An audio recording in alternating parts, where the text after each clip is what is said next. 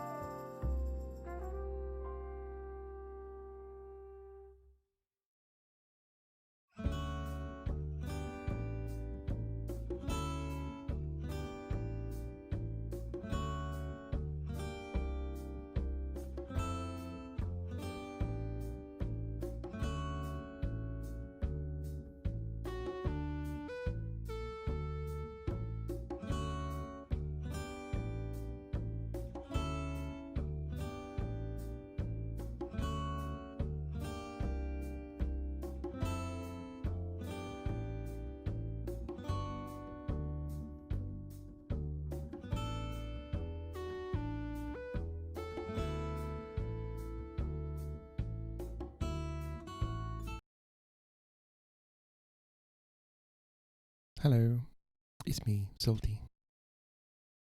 Hello friends, hello viewers, hello VOD Watch. I'm back for another week. We're continuing reading Dracula. I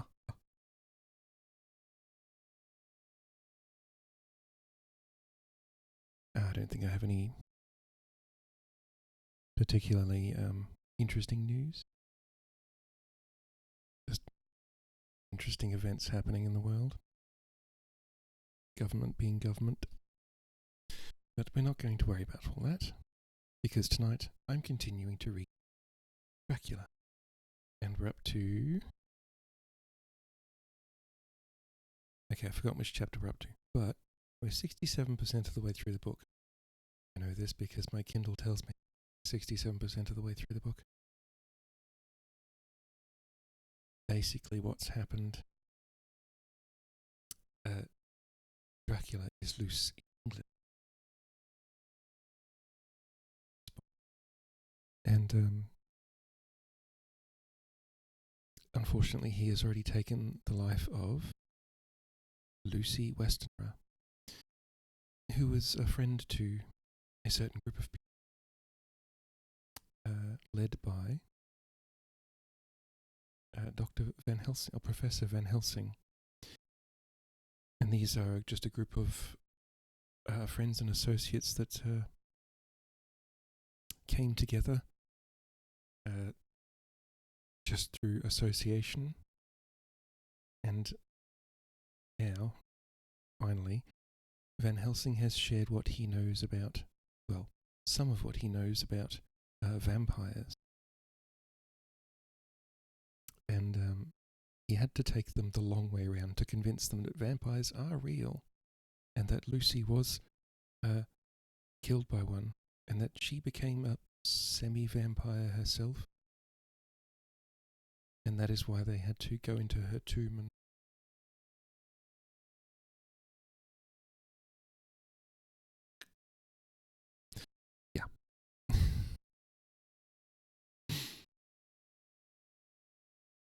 So yes, so we got Van Helsing, Dr. Seward, who is the chief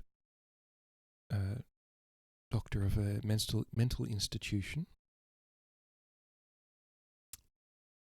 that just happens to be next door to a property that Dracula has bought in England. And Dracula bought this property through a solicitor, Jonathan Harker, who originally visited him at the start of the book. And Jonathan Harker's now wife is called Mina Harker, who else have we got? Oh, and Dr. Seward, Lord Godalming, and Quincy. What was his name? We're just going to call him Quincy. Those three were originally vying for Lucy Westenra's hand in marriage, but she wanted to. She chose Art, who we know as Lord Godalming now. So yes, it's a big social circle that now know of the existence of vampires and are plotting to rid the world, or rid at least England, of Dracula. So, they had their meeting.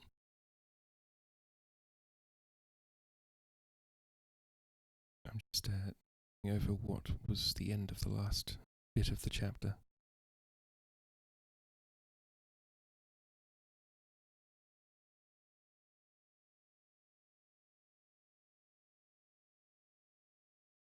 Oh, and the men decided to leave Mina Harker out of their actual quest to take on Dracula. This was written in 1897. So, it's quite right and proper. Can't have the women folk being all gentle and such, taking on a vampire. So we'll see if that was a good decision or not. So we're about to read Mina Harker's journal after she's been told she's basically going to be kept out of the loop on purpose.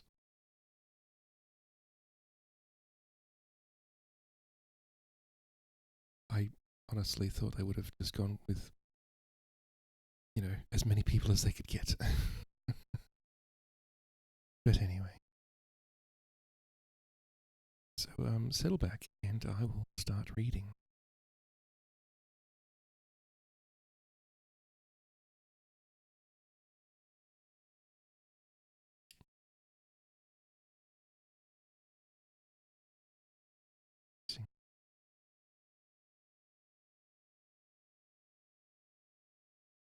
I should add adjust light to my checklist.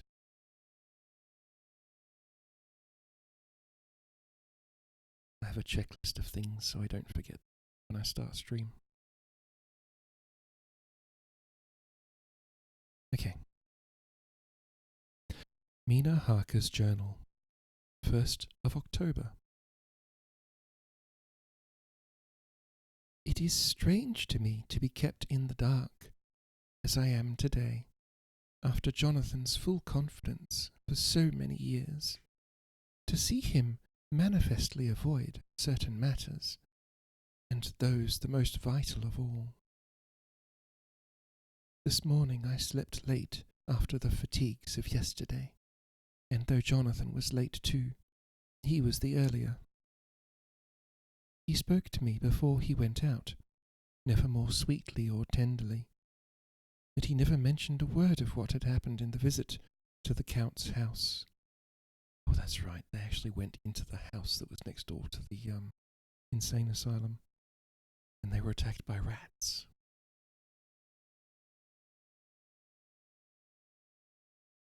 And yet he must have known how terribly anxious I was. Poor dear fellow, I suppose it must have distressed him even more than it did me. They all agreed that it was best that I should not be drawn further into this awful work, and I acquiesced. But to think that he keeps anything from me! And now I'm crying like a silly fool, when I know it comes from my husband's great love and from the good wishes of those other strong men. That has done me good. Well, some day Jonathan will tell me all. She's read his diary from when he first encountered Dracula in Transylvania. All of the absolutely insane stuff that he saw. And she was like, yep, okay, I'm going to support you. And Now they're keeping her out of it. It's just nuts. And lest it should ever be that he should think for a moment that I kept anything from him, I still keep my journal as usual. Then if he has feared of my trust, I shall show it to him, with every thought of my heart put down, for his dear eyes to read. I feel strangely sad and low-spirited today. I suppose it is the reaction from the terrible excitement. Last night I went to bed when the men had gone, simply because they told me to. I didn't feel sleepy, and I did feel full of devouring anxiety. I kept thinking over everything that has been ever since Jonathan came to see me in London, and it all seems like a horrible tragedy, with fate pressing on relentlessly to some destined end. Everything that one does seems, no matter how right. The way he writes is very strange. Everything that one does seems, no matter how right it may be, to bring on the very thing which is most to be deplored, or to bring on the very thing which is most to be deplored. Okay, so she's saying that everything that she does, no matter how right it seems, brings on the very thing which is most deplored. If I hadn't gone to Whitby, perhaps poor dear Lucy would be with us now. She hadn't taken to visiting the churchyard till I came, and if she hadn't come there in the daytime with me, she wouldn't have walked in her sleep. And if she hadn't gone there at night and asleep, that monster couldn't have destroyed her as he did. Oh, why did I ever go to Whitby? There now, crying again. I wonder what has come over me today. I must hide it from Jonathan, for if he knew that I had been crying twice in one morning, I, who never cried on my own account, and whom he has never caused to shed a tear, the dear fellow would fret his heart out. I shall put a bold face on, and if I do feel weepy, he shall never see it. I suppose it is just one of the lessons that we poor women have to learn. ... I can't quite remember how I fell asleep last night. I remember hearing the sudden barking of the dogs and a lot of queer sounds, like praying on a very tumultuous scale, from Mr. Renfield's room, which is somewhere under this.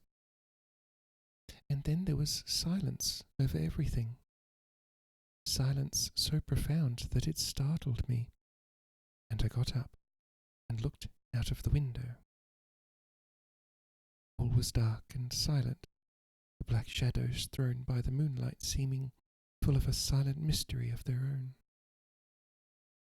Not a thing seemed to be stirring, but all to be grim and fixed as death or fate, so that a thin streak of white mist that crept with almost imperceptible slowness across the grass towards the house seemed to have a sentience and a vitality of its own.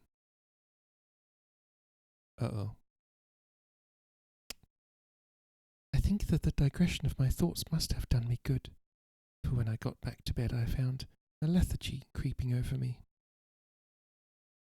I lay a while, but could not quite sleep, so I got out and looked out of the window again. The mist was spreading, and was now close up to the house, so that I could see it lying thick against the wall, as though it were stealing up to the windows. The poor man was more loud than ever, and though I could not distinguish a word he said, I could in some way recognize his tones, some passionate entreaty on his part.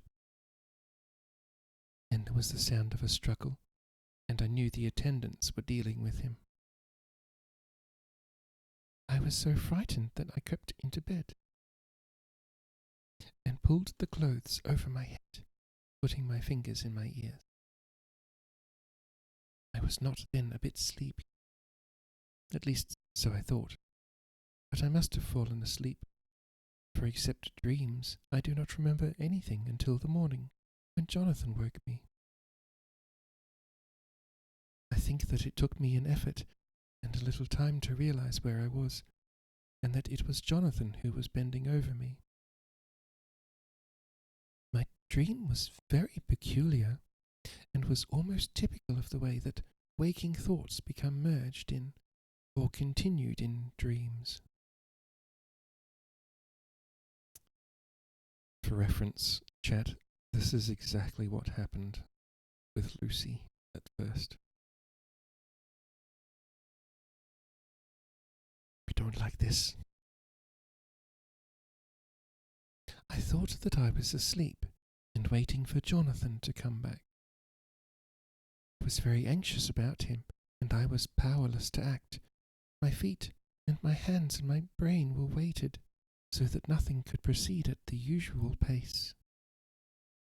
And so I slept uneasily and thought.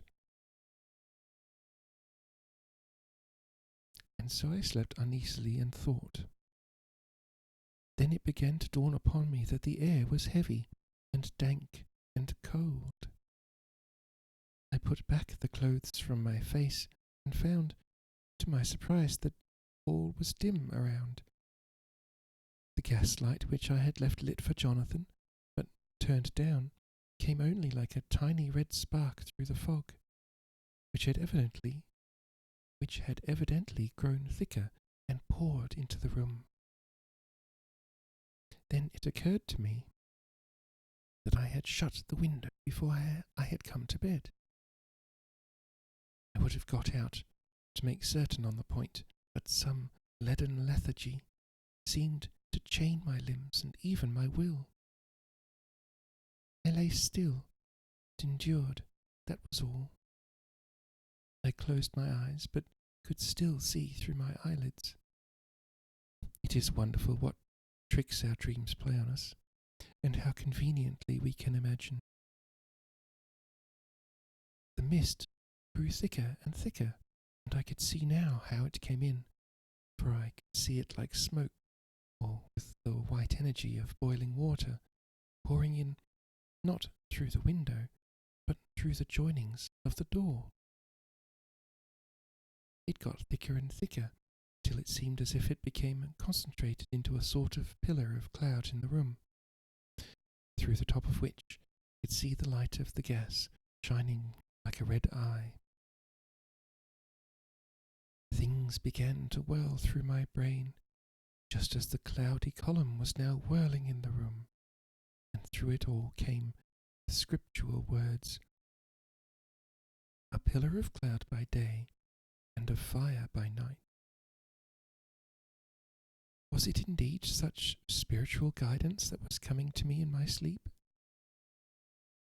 But the pillar was composed of both the day and the night guiding, for the fire was in the red eye, which at the thought gat a new fascination for me, till, as I looked, the fire divided, and seemed to shine on me through the fog like two red eyes, such as Lucy told me of in her momentary mental wandering when, on the cliff, the dying sunlight struck the windows of St. Mary's Church. Suddenly the horror burst upon me that it was thus that Jonathan had seen those awful women growing into reality through the whirling mist in the moonlight. And in my dream I must have fainted, for all became black darkness. The last conscious effort which imagination made was to show me a livid white face bending over me out of the mist. I must be careful of such dreams, for they would unseat one's reasons if there were too much of them. I would get Dr. Van Helsing or Dr. Seward to prescribe something for me, which would make me sleep, only that I fear to alarm them. God tell them. Such a dream at the present time would become woven into the fears for me, into their fears for me. Tonight I shall strive hard to sleep naturally. If I do not, I shall tomorrow night get them to give me a dose of chloral. That cannot hurt me for once, and it will give me a good night's sleep. Last night tired me more than if I had not slept at all. 2nd of October, 10 p.m.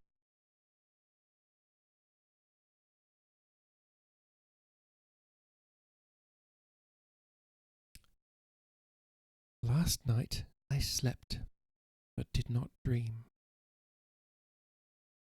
I must have slept soundly, for I was not waked by Jonathan coming to bed. But the sleep has not refreshed me, for today I feel terribly weak and spiritless. I spent all yesterday trying to read or lying down dozing. In the afternoon, Mr. Renfield asked if he might see me. You remember Chat Renfield is the madman locked up downstairs, the insane asylum in which they're all staying. Poor man, he was very gentle, and when I came away, he kissed my hand and bade God bless me. Some way it affected me much. I'm crying when I think of him. This is a new weakness of which I must be careful. Jonathan would be miserable if he knew I'd been crying. He and the others were out till dinner time. They all came in tired.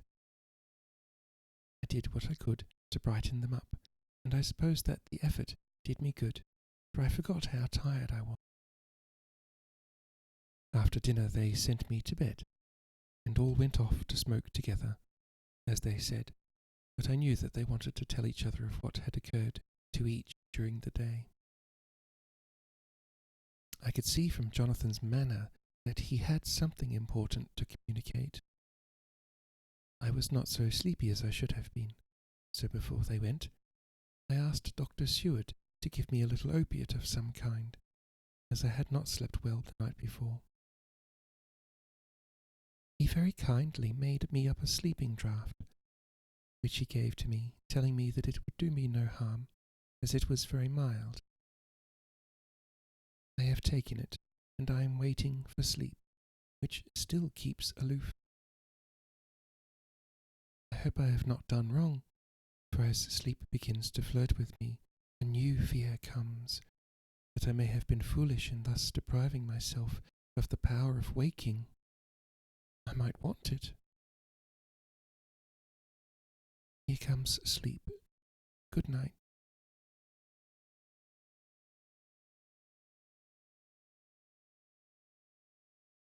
Chapter 20. Jonathan Harker's Journal. 1st of October, evening. This is the day before.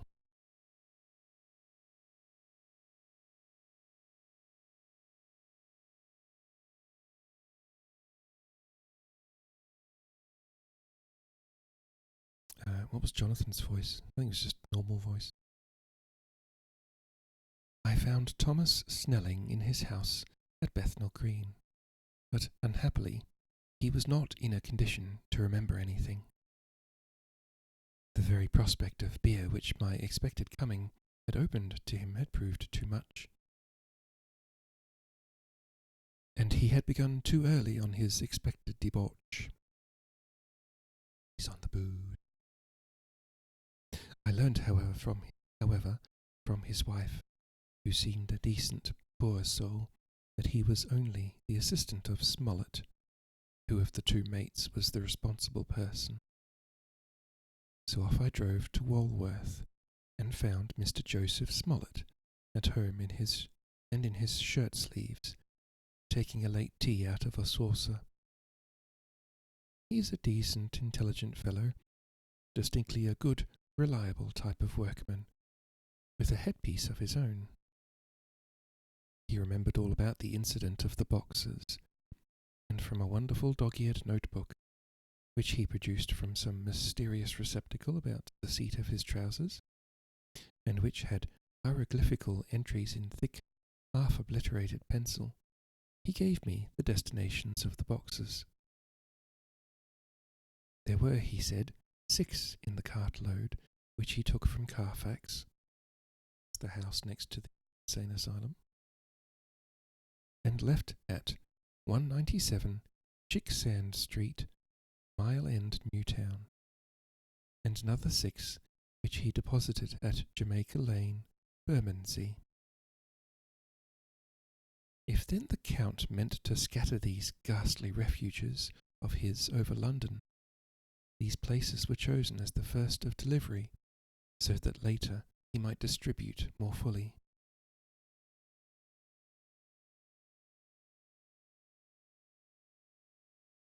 The systematic manner in which this was done made me think that he could not mean to confine himself to 2 sides of London. If you remember, chat, Dracula needs, I think it's the earth of his home in order to rest, and so he's distributing these boxes of earth that he brought from Transylvania to different places in London. And it seems like he's setting up different sanctuaries.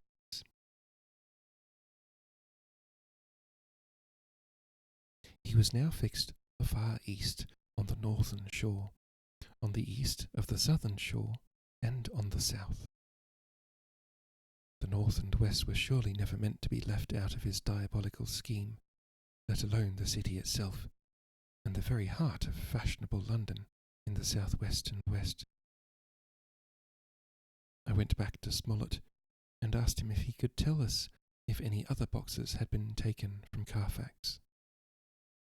He replied, "Well, governor, you've treated me very handsome. I'd given him half a sovereign, and I'll tell you all I know. I heard a man by the name of Bloxham say 4 nights ago, in the hour and Hounds in Pincher's Alley, as how he and his mate had a rare dusty job in the old house of Purfleet. There ain't many such jobs as this here, and I'm thinking that maybe Sam Bloxham could tell you summat."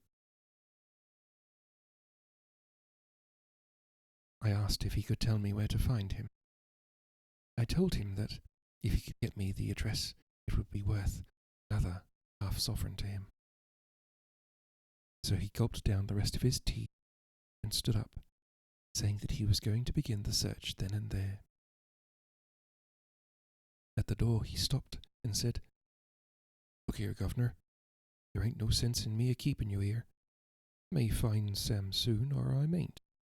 But anyhow, he ain't like to be in a way to tell you much tonight. Sam is a rare one when he starts on the booze.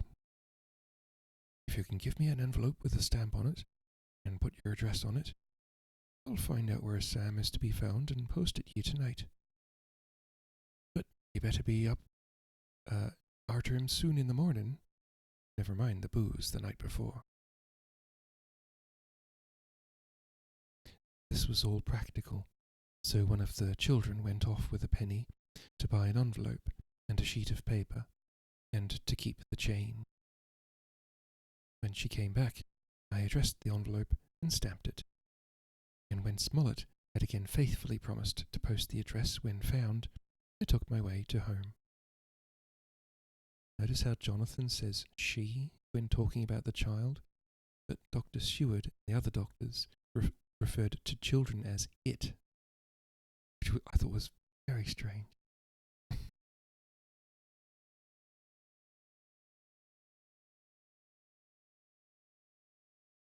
We're on the track, anyhow.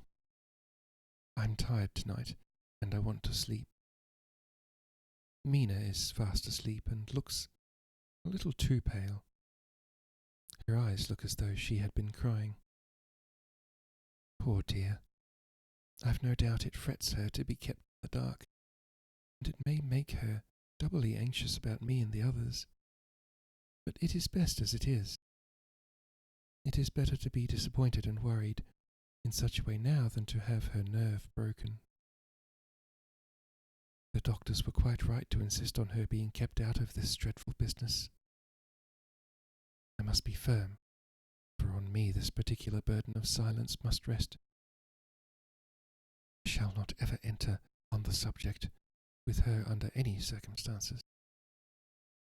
Indeed, it may not be a hard task after all, for she herself has become reticent on the subject, and has not spoken of the Count or his doings ever since we told her of our decision.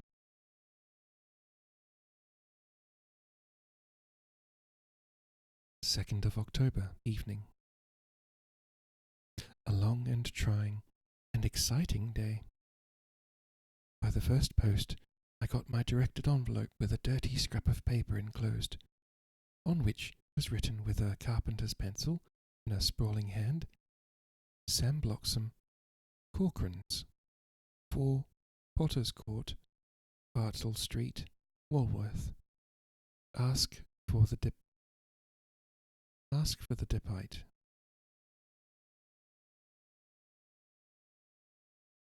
Guessing that's a misspelling of something. I got the letter in bed and rose without waking Mina. She looked heavy and sleepy and pale, and far from well. I determined not to wake her, but that when I should return from this new search, I would arrange for her going back to Exeter. I think she would be happier in our own home, with her daily tasks to interest her, than in being here amongst us and in ignorance. I only saw Dr. Seward for a moment, and told him where I was off to, promising to come back and tell the rest so soon as I should have found out anything. I drove to Walworth and found, with some difficulty, Potter's Court. Mr. Smollett's spelling misled me, and I asked for Potter's Court instead of Potter's Court. However, when I had found the court, I had no difficulty in discovering Cochrane's lodging-house. When I asked the man who came to the door for the depite, he shook his head and said, "I don't know him. There ain't no such person here. I never heard of him in all my bloomin' days. Don't believe there ain't nobody of that kind living here or anywheres." I took out Smollett's letter, and as I read it, it seemed to me that the lesson of the spelling of the name of the court might guide me. "What are you?" I asked. "I'm the deputy," he answered. I saw at once that I was on the right track. Phonetic spelling had again misled me. A half-crown tip put the deputy's knowledge at my disposal, and I learned that Mr. Bloxham, who had slept off the remains of his beer on the previous night at Cochrane's, had left for his work at Poplar at 5 o'clock that morning. He could not tell me where the place of work was situated, but he had a vague idea that it was some kind of newfangled warehouse, and with this slender clue I had to start for Poplar. It was 12 o'clock before I got any satisfactory hint of such a building, and this I got at a coffee shop where some workmen were having their dinner. One of them suggested that there was being erected at Cross Angel Street a new cold storage building, and as this suited the condition of a newfangled warehouse, I at once drove to it. An interview with a surly gatekeeper and a surlier foreman, both of whom were appeased with the coin of the realm, put me on the track of Bloxham. He was sent for on my suggestion that I was willing to pay his day's wages to his foreman for the privilege of asking him a few questions on a private matter. He was a smart enough fellow, though rough of speech and bearing. When I had promised to pay for his information and give him an earnest, he told me that he had made 2 journeys between Carfax and a house in Piccadilly, and had taken from this house to the latter 9 great boxes, main heavy ones, with a horse and cart hired by him for this purpose. I asked him if he could tell me the number of the house in Piccadilly, to which he replied, "Well, governor, I forgets the number, but it was only a few door from a big white church, or something of the kind, not long built. It was a dusty old house too, though nothing to the dustiness of the house we took the bloomin' boxes from." "How did you get in if both houses were empty?" "There was an old party what engaged me a waiting out in the house at Purfleet. He helped me to lift the boxes and put them in the dray. Curse me, but he was the strongest chap I ever struck, and him an old feller with a white moustache. One that thin you would think, but he couldn't throw a shadder." How this phrase thrilled through me. Why, he took up his end of the boxes like they was pounds of tea, and me puffin' and a blowin' for I could up in mine anyhow, and I no chicken neither. "How did you get into the house in Piccadilly?" I asked. "He was there too. He must have started off and got there afore me, for when I rung the bell, he came and opened the door hisself and helped me to carry the boxes into the hall." "The whole 9? I asked. "Yes. There was 5 in the first load, and 4 in the second. It was main dry work, and I don't so remember how I got home." I interrupted him. "Were the boxes left in the hall?" "Yes. It was a big hall, and there was nothing else in it." I made one more attempt to further matters. "You didn't have any key?" "Never used no key, nor no think. The old gent, he opened the door hisself and shut it again when I drove off. I don't remember the last time, but that was the beer." "And you can't remember the number of the house?" "No, sir, but you needn't have no difficulty about that. It's a iron with a stone front, with a bow on it, and I steps up to the door. I know them steps, having had to carry the boxes up the 3 loafers what come round to earn a copper.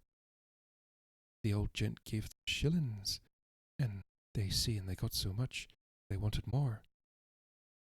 But he took one of them by the shoulder and was like to throw him down the steps, till the lot of them went away cussin'. I thought that with this description I could find the house, so having paid my friend for his information, I started off for Piccadilly. I had gained a new, painful experience. The Count could, it was evident, handle the earth boxes himself.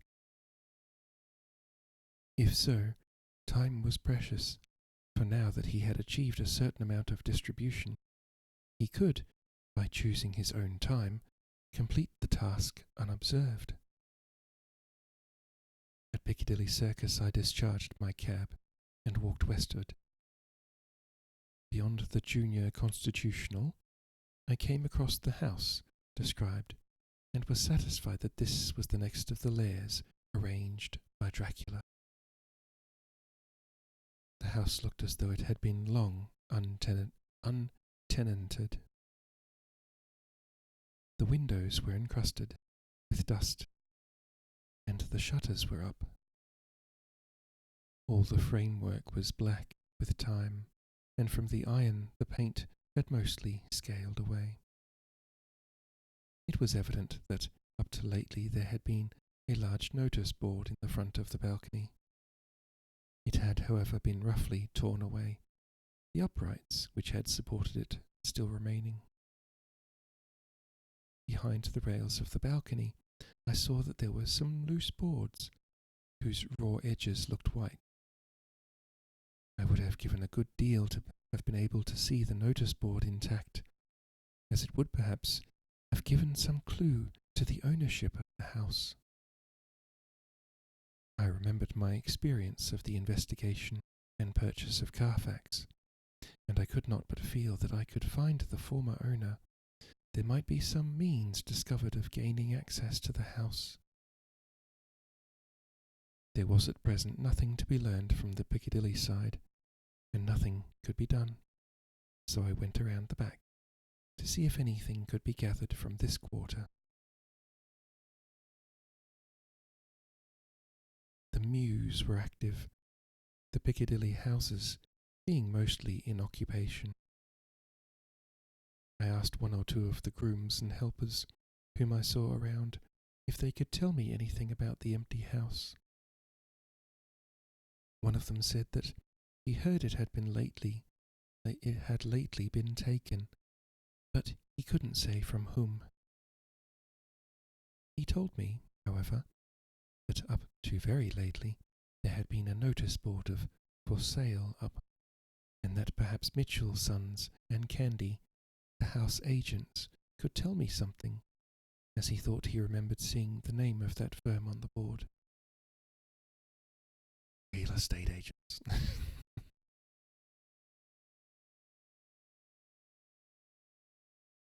I did not wish to seem too eager, or to let my informant know or guess too much, so thanking him in the usual manner, I strolled away.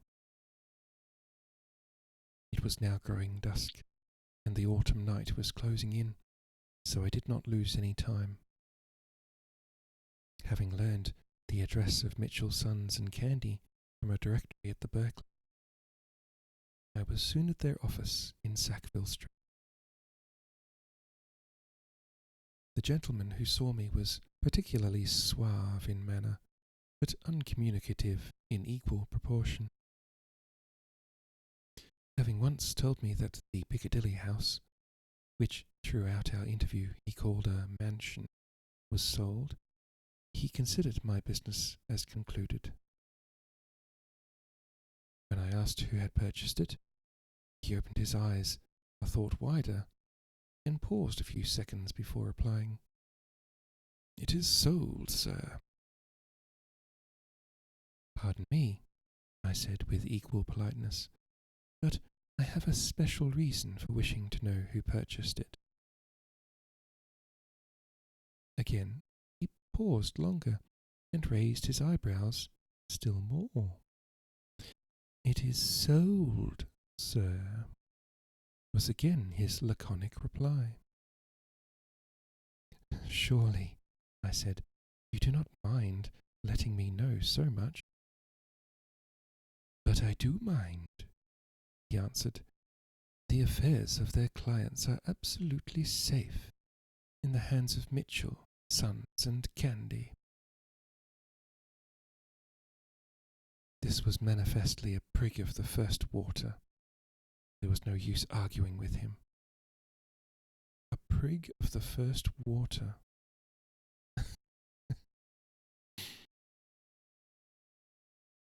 I thought I had best meet him on his own ground, so I said, "Your clients, sir, are happy in having so resolute a guardian of their confidence.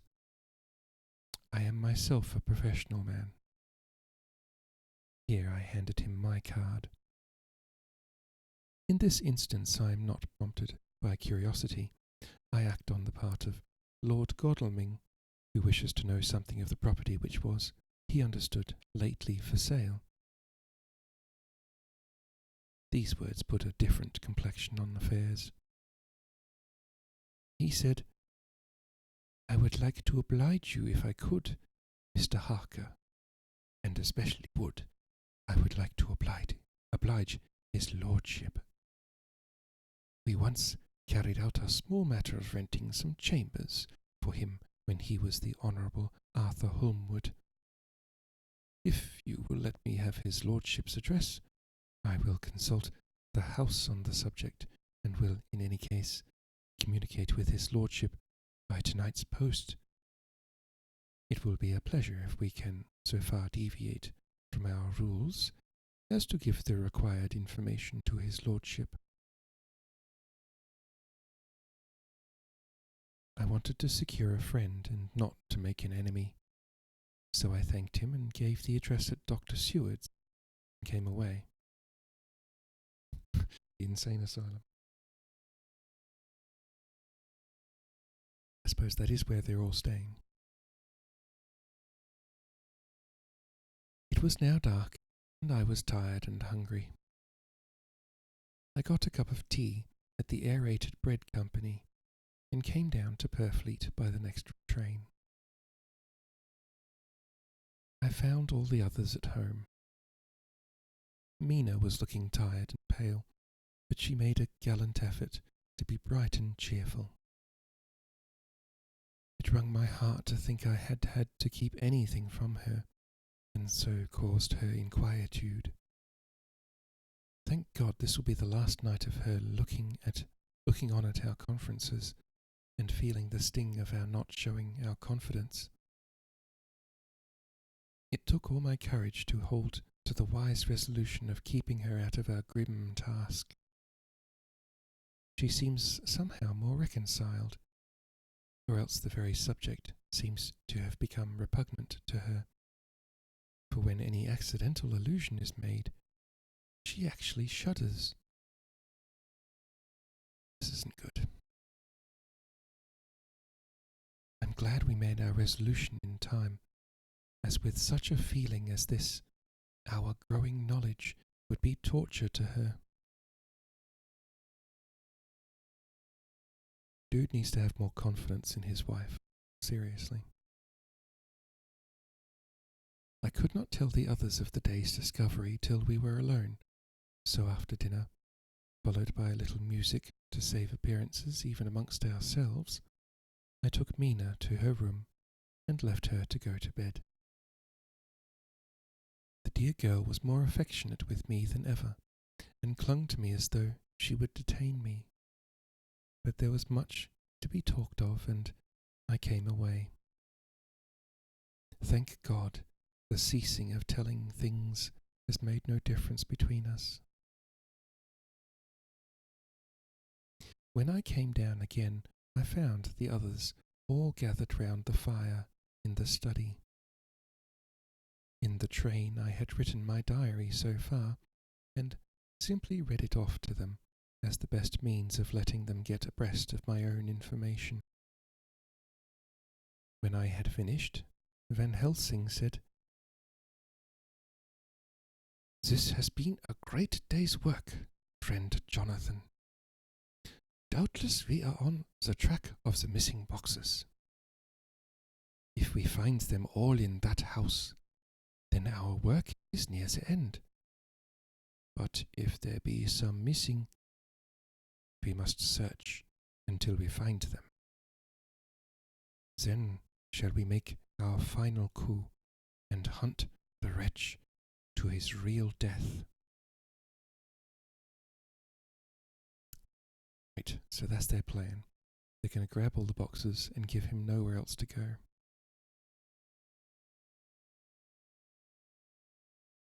We all sat silent a while, and all at once Mr. Morris spoke. Apologies for the American accent. "Say, how are we going to get into that house?" "We got into the other," answered Lord Godalming quickly. "But, Art, this is different. We broke house at Carfax, but we had night and a walled park to protect us. It'll be a mighty different thing to commit burglary in Piccadilly, either by day or night.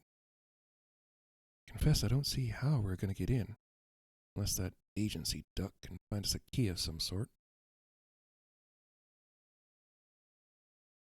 Wasn't great.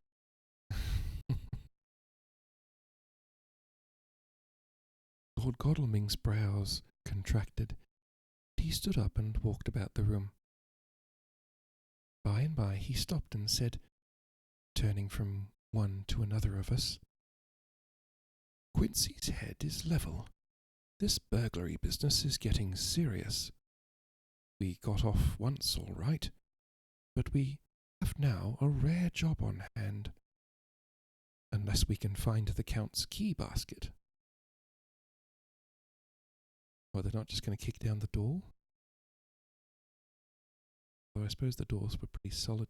The locks were crap. Oh, whatever.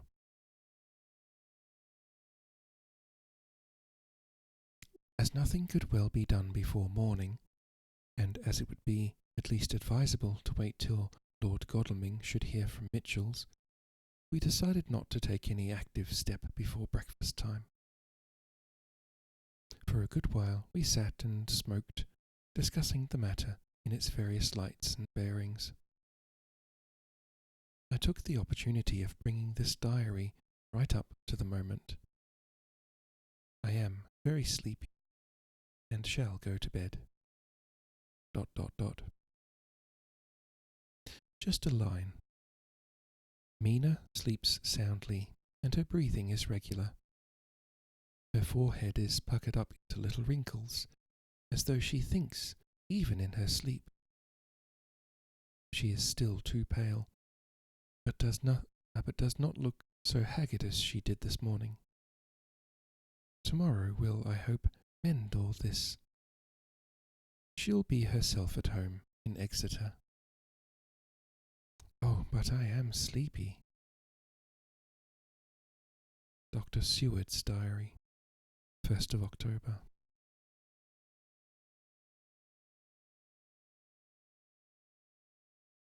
Come on, like they don't know that Dracula's gonna mess with them. What do they think he's doing right now?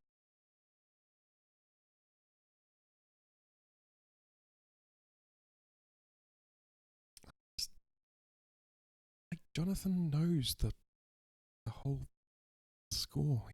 Like he should know the symptoms. He's spoken to Seward and Van Helsing. Anyway.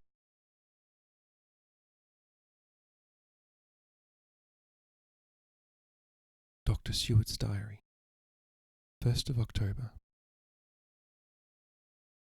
I am puzzled afresh about Renfield. His moods change so rapidly that I find it difficult to keep touch of them, and as they always mean something more than his own well-being, they form a more than interesting study.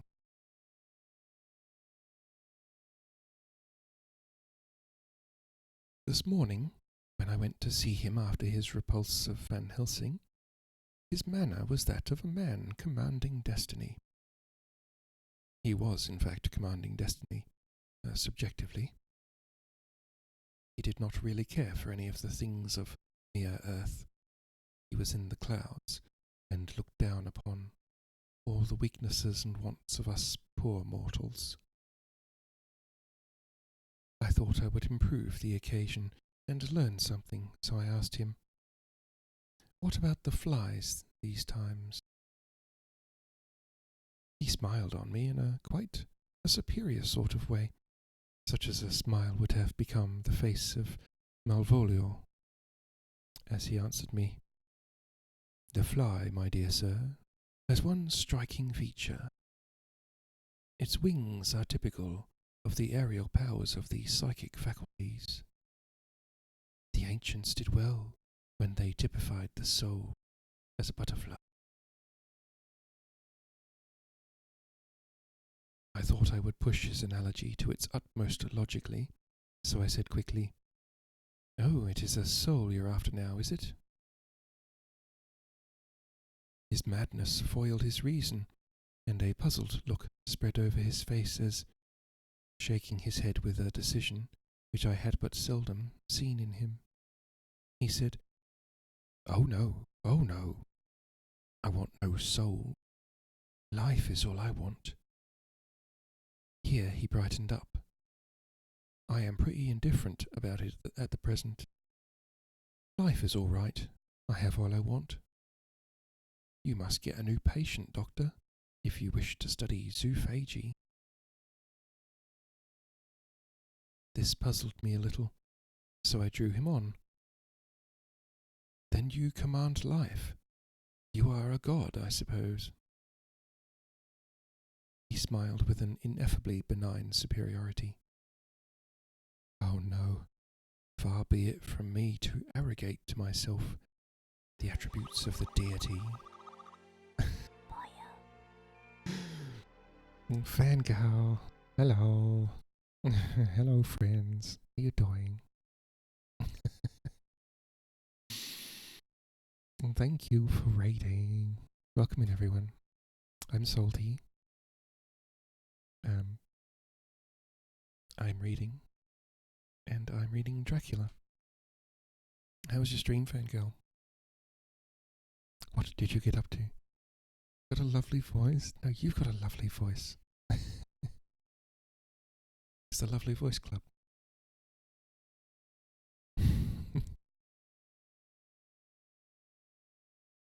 Seriously. Fangirl Raiders, who thinks Fangirl has a lovely voice? Yeah.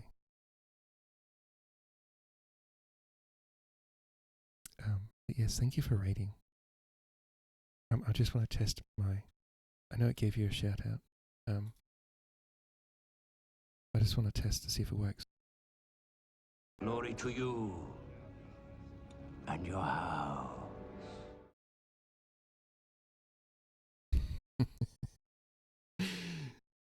I tweaked it a bit. Getting your butt kicked in Party Animals? What was the game? Party Animals? Oh, there we go. Party Animals. Okay. I don't know that one. Yeah, too bad. Get complimented.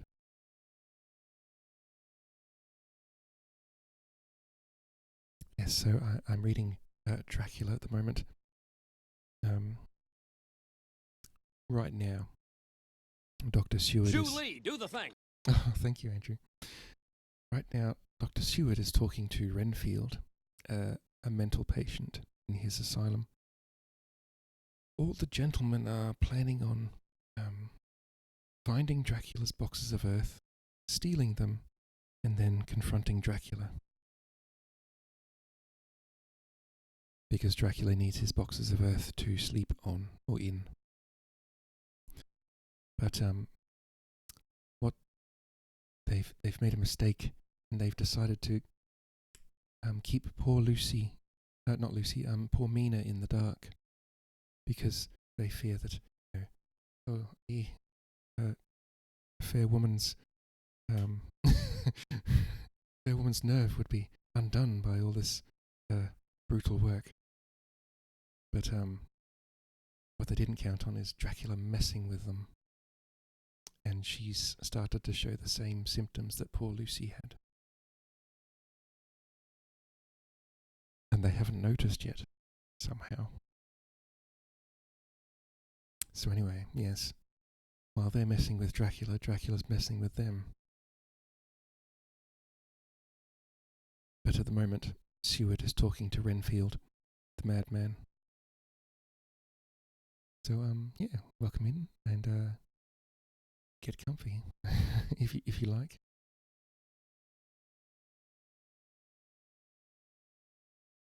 I need like a list from when someone raids me, because I never remember what to do exactly. Alright, so yes. So Dracula's written in a journal format, so each chapter is like someone's journal, like they've written it. So this is Dr. Seward's journal. He smiled with an ineffably benign superiority. Oh no, far be it from me to arrogate to myself the attributes of the deity. I am not even concerned in his especially spiritual doings. If I may state my intellectual position, I am, so far as concerns things, purely terrestrial, somewhat in the position which Enoch occupied spiritually. This was a poser to me. Oh wait.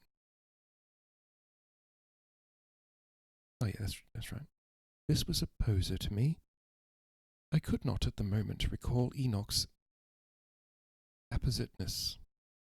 Appositeness? My dictionary command's not working, but I'm going to look up appositeness. Appositeness. The state of being apposite. Thanks, dictionary. Appropriateness for the occasion. Oh, right. I could not at the moment recall Enoch's appropriateness. In other words, he doesn't know what he's talking about. Neither do I. So I had to ask a simple question, though I felt that by doing so I was lowering myself in the eyes of the lunatic. And why with Enoch? Because he walked with God. I could not see the analogy, but did not like to admit it, so I harked back to what he had denied. So you don't care about life, and you don't want souls. Why not? I put my question quickly and somewhat sternly, on purpose to disconcert him. The effort succeeded, and for an instant he unconsciously relapsed into his old servile manner, bent low before me, and actually fawned upon me as he replied, I don't want any souls. Indeed, I don't. I couldn't use them if I had them.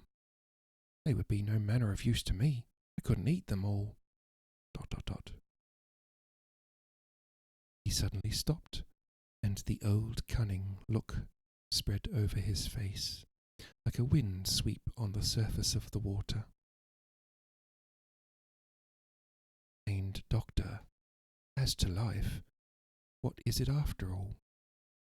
When you've got all you require, and you know that you will never want, that is all. I have good friends. Good friends, like you, Dr. Seward. This was said with a leer of inexpressible cunning. I know that I shall never lack the means of life. I think that through the cloudiness of his insanity, he saw some antagonism in me, for he at once fell back on the last refuge of such as he, a dogged silence. After a short time I saw that, for the present, it was useless to speak to him. He was sulky, and so I came away. Later in the day he sent for me. Ordinarily I would not have come without special reason, but just at the present I am so interested in him that I would gladly make an effort. Besides, I'm glad to have anything to help pass the time. Harker is out, following up clues, and so are Lord Godalming and Quincy. Van Helsing sits in my study poring over the record prepared by the Harkers. He seems to think that by accurate knowledge of all details, he will light up on some clue.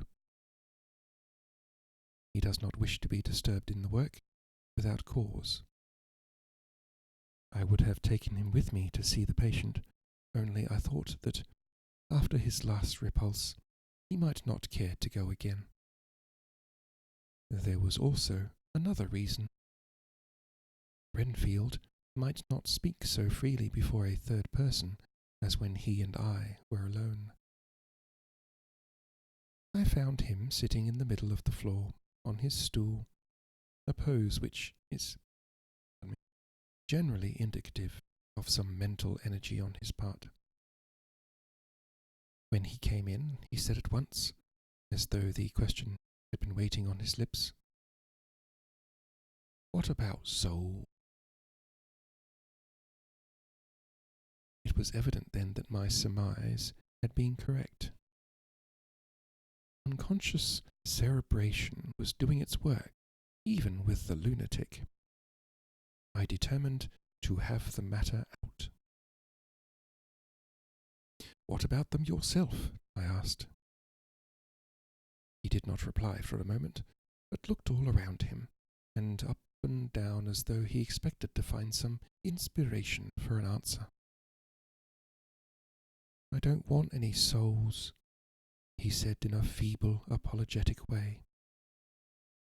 The matter seemed preying on his mind, and so I determined to use it. To be cruel, only to be kind.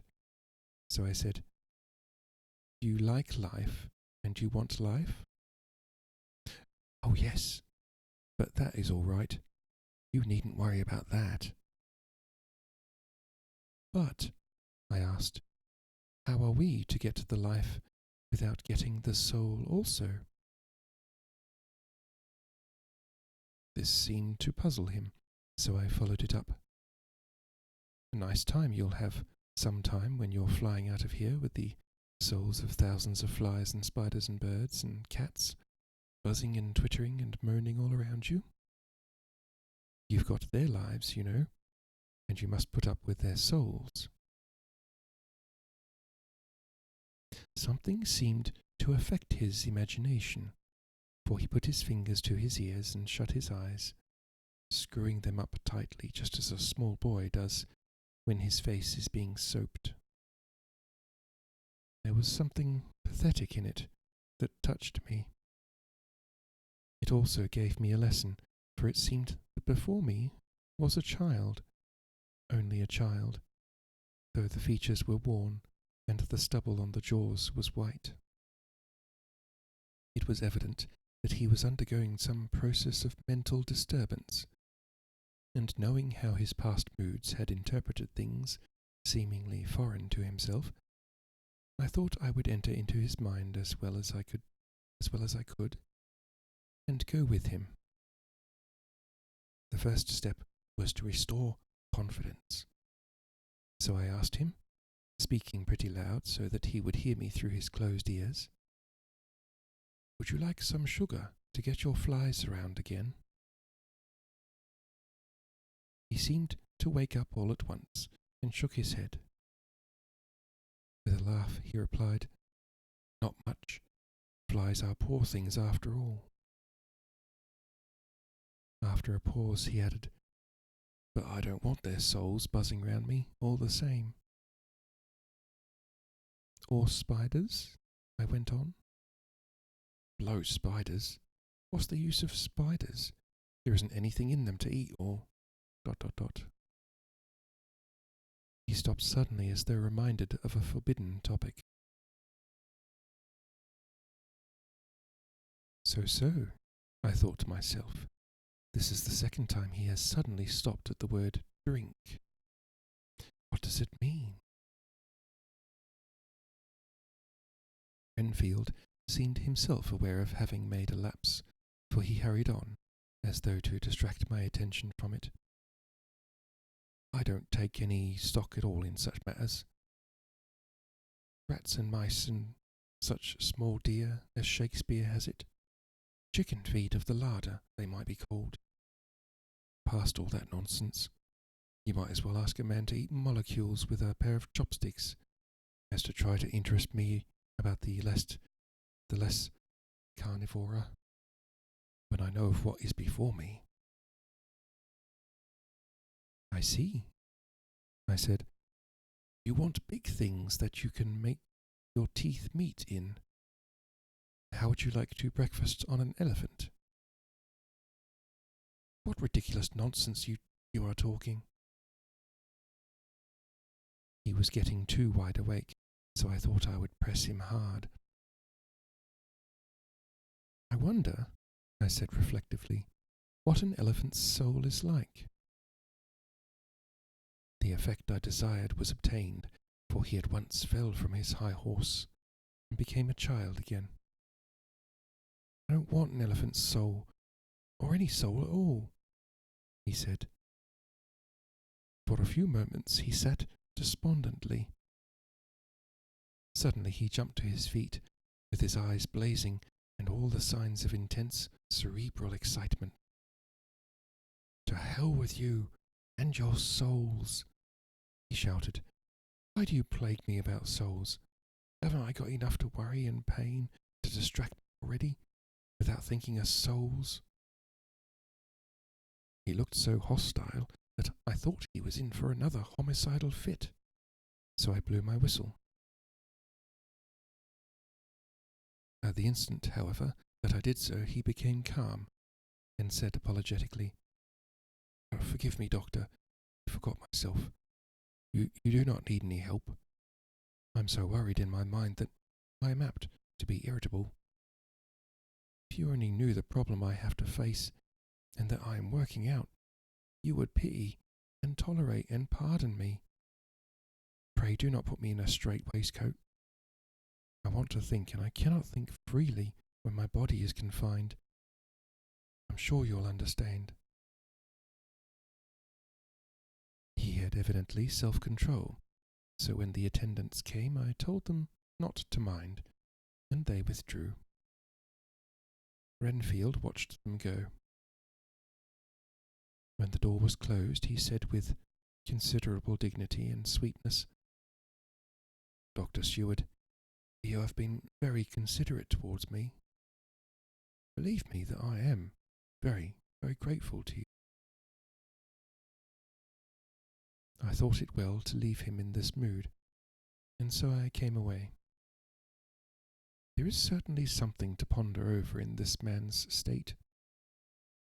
Several points seem to make what the American interviewer calls a story, if one could only get them in proper order. Here they are. Will not mention drinking. Fears the thought of being burdened with the soul of anything. Has no dread of wanting life in the future. Despises the meaner forms of life altogether, though he dreads being haunted by their souls. Logically, all these things point one way. He has assurance of some kind that he will acquire some higher life. He dreads the consequence, the burden of a soul. Then it is a human life he looks to. And the assurance? Merciful God! The Count has been to him, and there is some new scheme of terror afoot. Hey, he got it. Dr. Seward finally, it clicked. Later, I went after my round to Van Helsing and told him of my suspicion. He grew very grave, and after thinking the matter over for a while, asked me to take him to Renfield. I did so. As we came to the door, we heard the lunatic within singing gaily, as he used to do in the time which now seems so long ago. When we entered, we saw with amazement that he had spread out his sugar as of old. The flies, lethargic with the autumn, were beginning to buzz into the room. We tried to make him talk of the subject of our previous conversation, but he would not attend. He went on with his singing, just as though we had not been present. He had got a scrap of paper and was folding it into a notebook. We had to come away as ignorant as we went in. His is a curious case indeed. We must watch him tonight.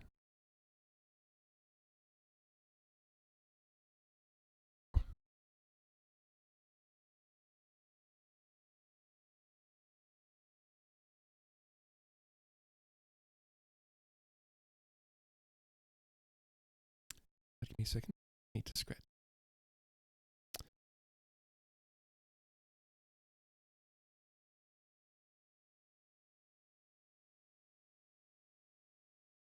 Nose is so itchy. I don't know why. Okay.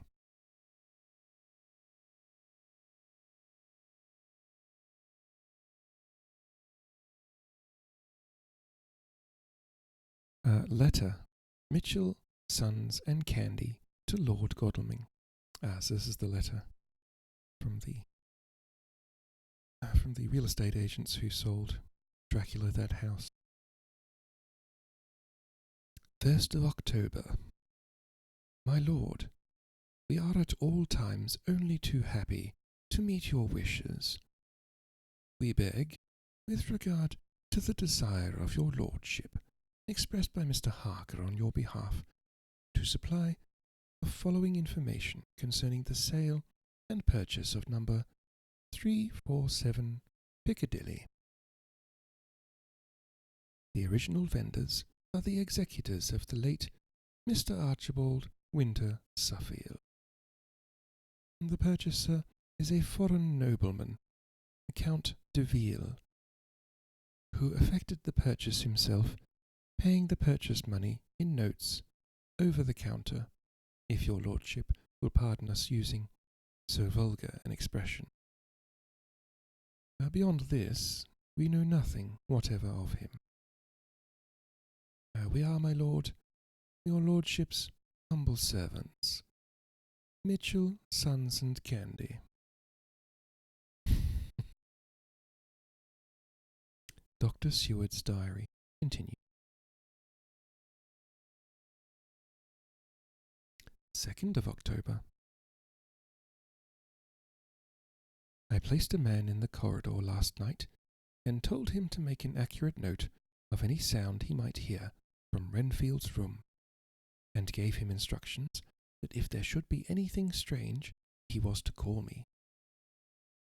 After dinner, when we had all gathered around the fire in the study, Mrs. Harker having gone to bed, we discussed the attempts and discoveries of the day.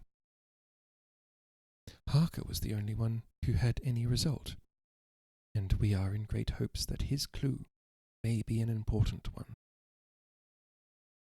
Before going to bed, I went round to the patient's room and looked in through the observation trap. He was sleeping soundly. His heart rose and fell with regular respiration. This morning the man on duty reported to me that a little after midnight he was restless and kept saying his prayers somewhat loudly. I asked him if that was all.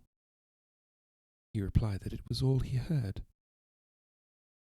There was something about his manner so suspicious that I asked him point blank if he had been asleep. He denied sleep, but admitted to having dozed for a while. It is too bad that men cannot be trusted unless they are watched. Today, Harker is out following up his clue, and Art and Quincy are looking after horses. Horses?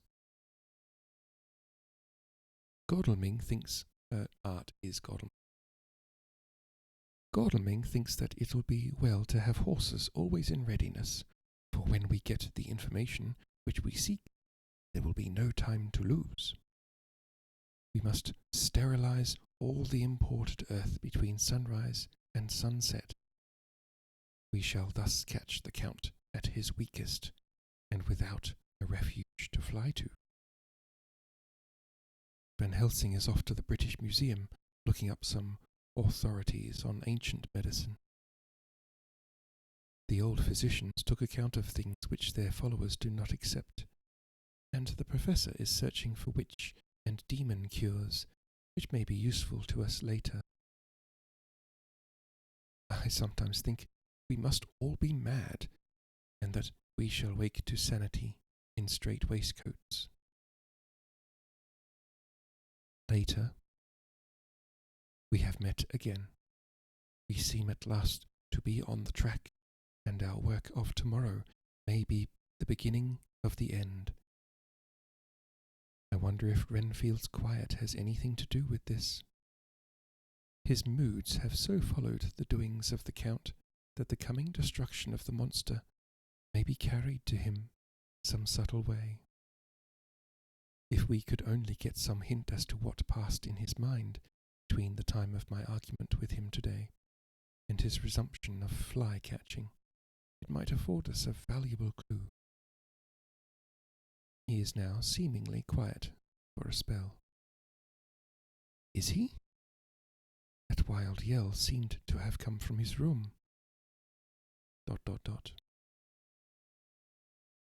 The attendant came bursting into my room and told me that Renfield had somehow met with some accident. He had heard him yell, and when he went to him, found him lying on his face on the floor, all covered with blood. I must go at once.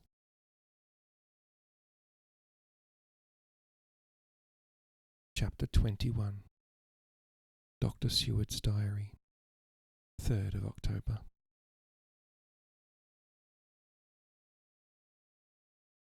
Let me put down with exactness all that happened, as well as I can remember since I last made an entry.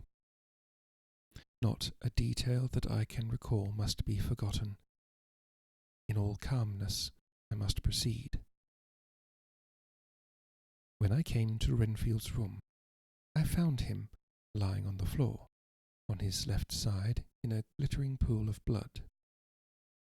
When I went to move him, it became at once apparent that he had received some terrible injuries. There seemed none of the unity of purpose between the parts of the body which marks even lethargic sanity. As the face was exposed, I could see that it was horribly bruised, as though it had been beaten against the floor. Indeed, it was from the face wounds that the pool of blood originated. The attendant, who was kneeling beside the body, said to me as we turned him over, "I think, sir, his back is broken. See, both his right arm and leg, and the whole side of his face are paralyzed." How such a thing could have happened puzzled the attendant beyond measure. He seemed quite bewildered, and his brows were gathered in as he said, "I can't understand the two things. He could mark his face like that by beating his own head on the floor. I saw a young woman do it once at the Eversfield Asylum, before anyone could lay hands on her. And I suppose he might have broken his neck by falling out of bed, if he got in an awkward kink. But for the life of me, I can't imagine how the two things occurred. If his back was broke, he couldn't beat his head, and if his face was like that before the fall out of bed, there would be marks of it."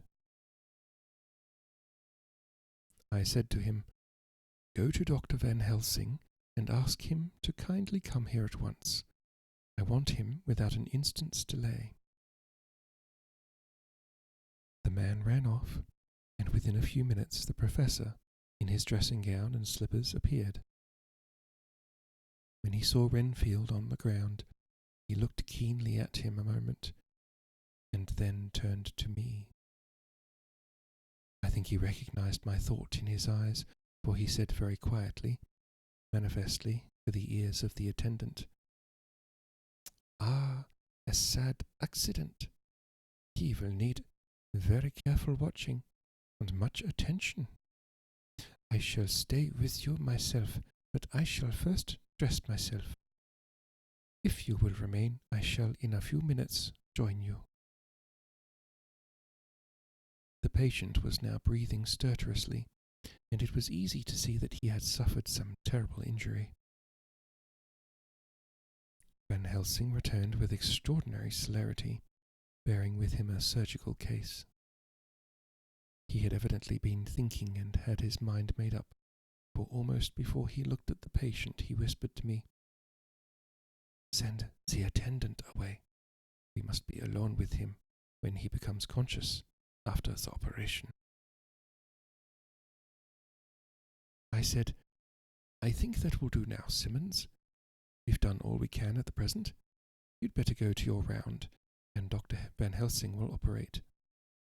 Let me know instantly if there be anything unusual anywhere." The man withdrew, and we went into a strict examination of the patient. The wounds of the face were superficial. The real injury was a depressed fracture of the skull, extending right up through the motor area. The professor thought a moment and said, "We must reduce the pressure and get back to normal conditions as far as can be. The rapidity of the suffusion shows the terrible nature of his injury. The whole motor area seems affected.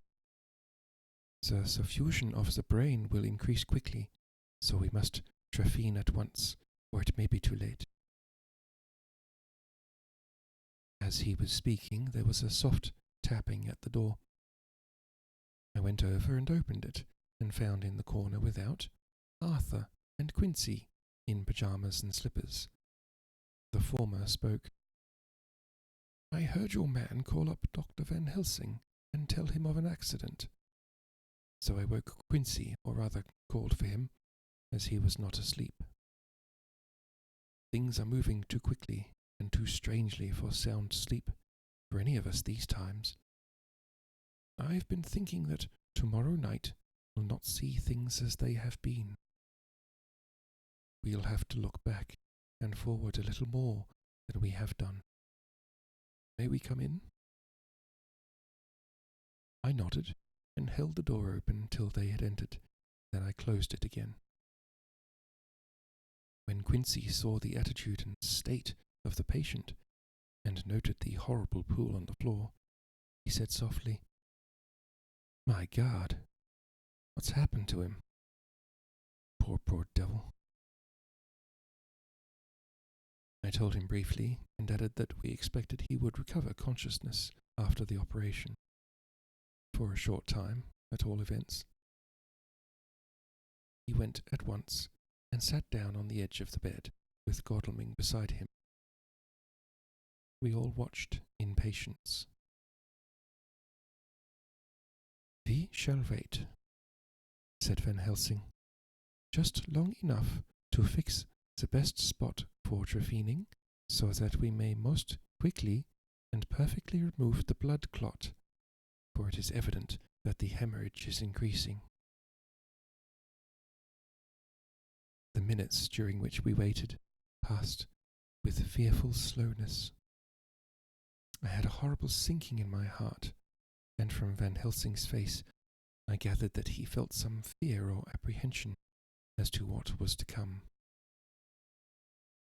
I dreaded the words Renfield might speak. I was positively afraid to think. But the conviction of what was coming was on me, as I have read of men who have heard the death watch. The poor man's breathing came in uncertain gasps. Each instant he seemed as though he would open his eyes and speak, but then would follow a prolonged stertorous breath.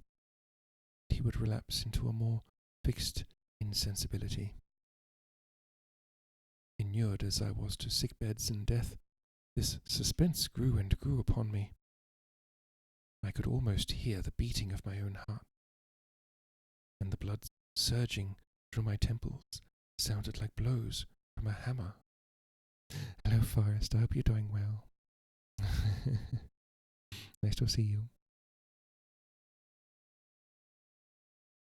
The silence finally became agonizing. I looked at my companions, one after another, and saw from their flushed faces and damp brows that they were enduring equal torture. There was a nervous suspense over us all, as though overhead some dread bell would peal out powerfully when we should at least expect it. At last there came a time when it was evident that the patient was sinking fast. He might die at any moment. I looked up at the professor, caught his eyes fixed on mine. His face was sternly set as he spoke. "There is no time to lose. His words may be worth many lives." "Afternoon rest? Ah, good for you, Forrest." "I have been thinking so as I stood here. It may be there is a soul at stake." We shall operate just above the ear."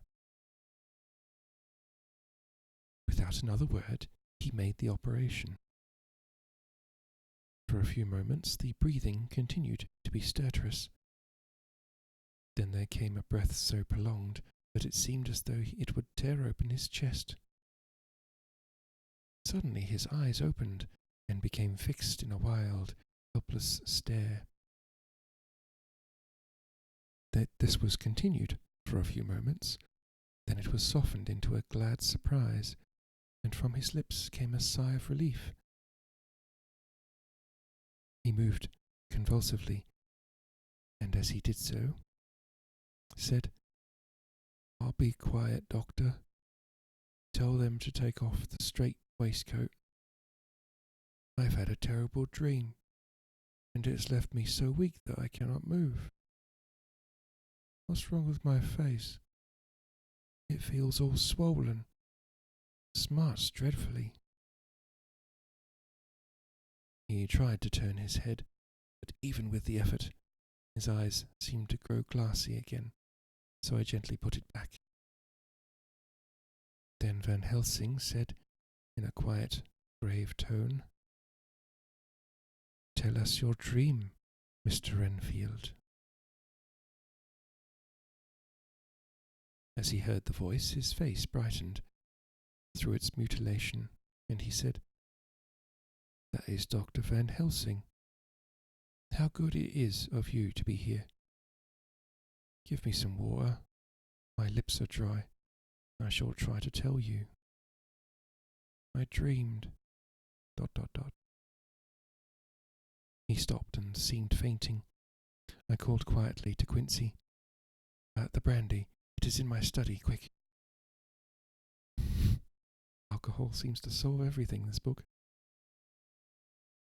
He flew and returned with a glass, the decanter of brandy, and a carafe of water. We moistened the parched lips, and the patient quickly revived. It seemed, however, that his poor injured brain had been working in the interval, for when he was quite conscious, he looked at me piercingly, with an agonized confusion which I shall never forget, and said, "I must not deceive myself. It was no dream, but all a grim reality." Then his eyes roved around the room. As they caught sight of the two figures sitting patiently on the edge of the bed, he went on, "If I were not sure already, I would know from them. I would know from them. Oh, right. He knows he's probably not long for this world. If I were not sure already, I would know from them." For an instant his eyes closed, not with pain or sleep, but voluntarily, as though he were bringing all his faculties to bear. When he opened them, he said, hurriedly, and with more energy than he had yet displayed, "Quick, doctor, quick. I am dying. I feel that I have but a few minutes, then I must go back to death, or worse. Wet my lips with brandy again.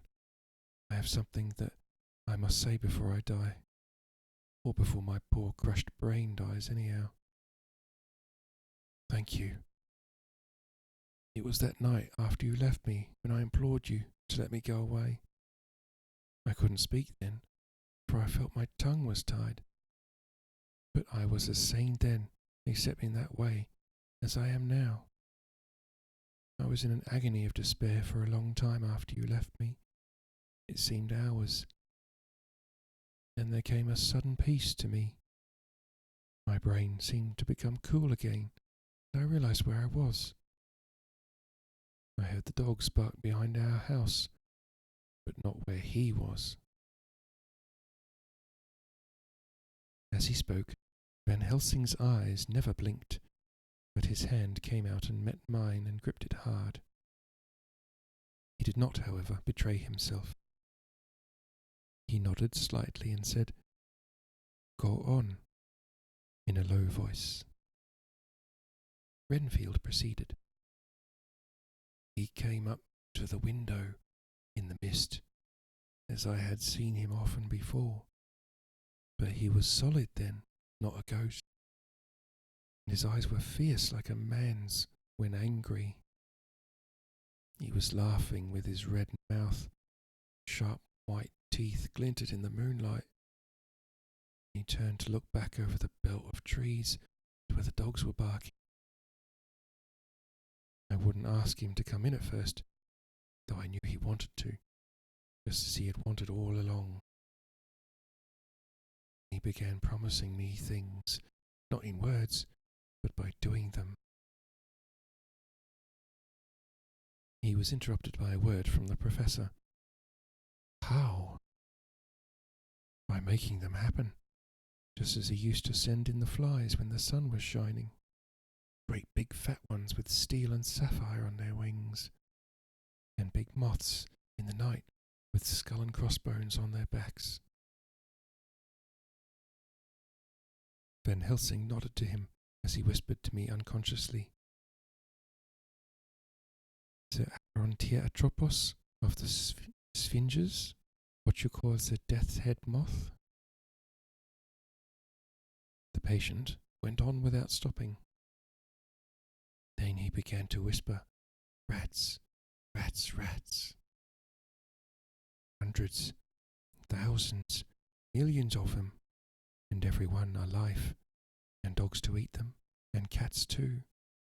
All lives, all red blood, with years of life in it, and not merely buzzing flies. I laughed at him, for I wanted to see what he could do. Then the dogs howled, away beyond the dark trees in his house. He beckoned me to the window. I got up and looked out, and he raised his hands and seemed to call out without using any words. Dark mass spread over the grass, coming on like the shape of a flame of fire. And then he moved the mist to the right and the left. I could see that there were thousands of rats, with their eyes blazing red, like his, only smaller. He held up his hand and they all stopped, and I thought he seemed to be saying, all these lives will I give you, I and many more, and greater, through countless ages, if you will fall down and worship me. And then a red cloud, like the colour of blood, seemed to close over my eyes, and before I knew what I was doing, I found myself opening the sash and saying to him, come in, Lord and Master. The rats were all gone, but he slid into the room, through the sash, though it was only open an inch wide, just as the moon herself has often come in through the tiniest crack, and has stood before me in all her size and splendour. His voice was weaker, so I moistened his lips with the brandy again, and he continued, but it seemed as though his memory had gone on working in the interval, for his story was further advanced. I was about to call him back to the point, but Van Helsing whispered to me, let him go on. Do not interrupt him. He cannot go back, and maybe could not proceed at all if once he lost the thread of his thought. He proceeded. All day I waited to hear from him, but he did not send me anything, not even a blowfly, and when the moon got up, I was pretty angry with him. When he did slide in through the window, though it was shut, and did not even knock, I got mad with him. He sneered at me, and his white face looked out of the mist with the red eyes gleaming, and he went on as though he owned the whole place, and I was no one. He didn't even smell the same as he went by me. I couldn't hold him. I thought that somehow Mrs. Harker had come into the room. The two men sitting on the bed stood up and came over, standing beside him so that he could not see them, but where they could hear better. They were both silent, but the professor started and quivered. His face, however, grew grimmer and sterner still. Renfield went on without noticing. When Mrs. Harker came in to see me this afternoon, she wasn't the same. It was like tea after the teapot has been watered. Here we all moved, but no one said a word. He went on. I didn't know that she was here till she spoke, and she didn't look the same. I don't care for the pale people. I like them with lots of blood in them, and hers all seemed to have run out. I didn't think of it at the time, but when she went away I began to think, and it made me mad to know that he had been taking the life out of her. I could feel that the rest quivered, as did I, but we remained otherwise still. So when he came tonight, I was ready for him. I saw the mist stealing in, and I grabbed it tight. I'd heard that madmen have unnatural strength, and as I knew I was a madman, at times anyhow, I resolved to use my power. And he felt it too, for he had to come out of the mist to struggle with me. I held tight, and I thought I was going to win, for I didn't mean him to take any more of her life, till I saw his eyes.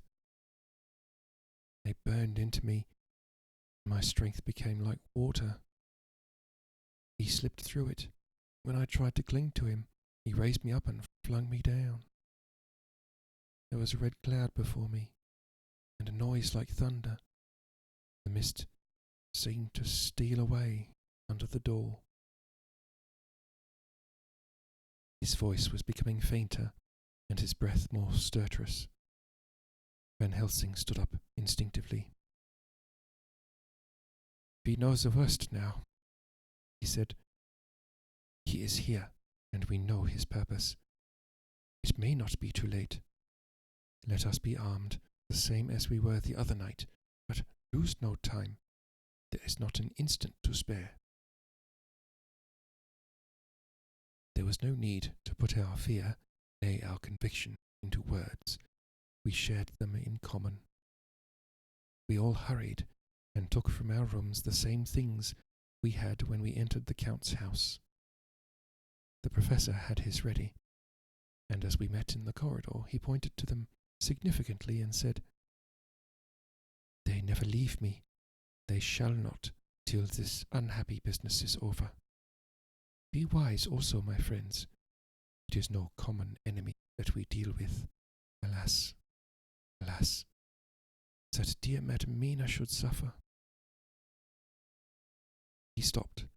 His voice was breaking, and I do not know if rage or terror predominated in my own heart. Outside the Harkers' door we paused. Art and Quincy held back, and the latter said, "Should we disturb her?" "We must," said Van Helsing grimly. "If the door be locked, I shall break it in." "May it not frighten her terribly? It is unusual to break into a lady's room." Van Helsing said solemnly, "You are always right, but this is life and death. All chambers are like to the doctor. And even were they not, they are all as one to me tonight. Friend John, when I turn the handle, if the door does not open, do you put your shoulders down and shove. And you too, my friends. Now." He turned the handle as he spoke, but the door did not yield. We threw ourselves against it.